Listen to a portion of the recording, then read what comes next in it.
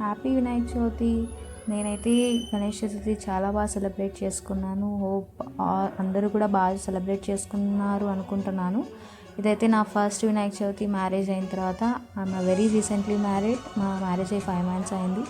So first Vinayaka Chavithi కాబట్టి నేను చాలా బాగా సెలబ్రేట్ చేసుకున్నాను.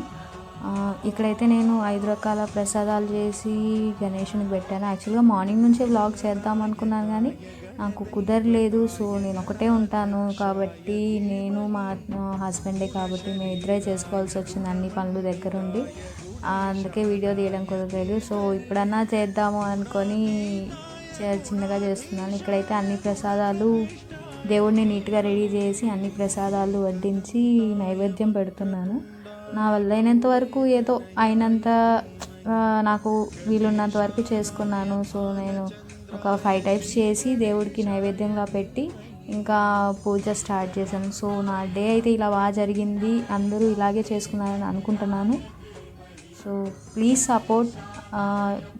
మీకు ఈ వీడియో నచ్చినట్టయితే just like and subscribe my channel. Subscribe to Priya bubble world.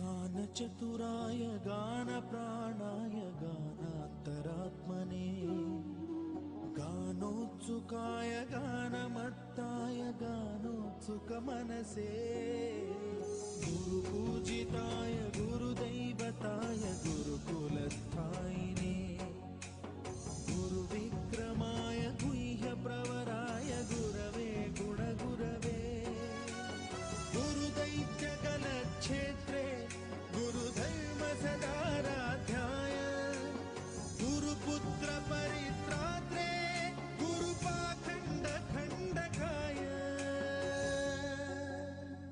So ఇక్కడైతే మా వినాయకుని చూసేయండి. అండ్ నేను డెకరేట్ చేసింది కూడా చూసి మీకు అందరికీ నచ్చుతుందని నేను అనుకుంటున్నాను.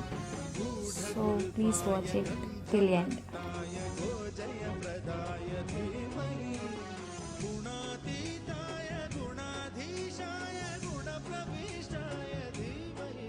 పూజ అయిపోయిన తర్వాత ఇంక మేమైతే నైట్ దేవుడిని ఇంట్లోనే ఉంచుకున్నాం. ఇంకా ఎర్లీ మార్నింగ్ వెళ్ళి నిమజ్జనం చేసి వచ్చాము. ఇంటి దగ్గర ఒక చెరువులో చేసేసి వచ్చాము.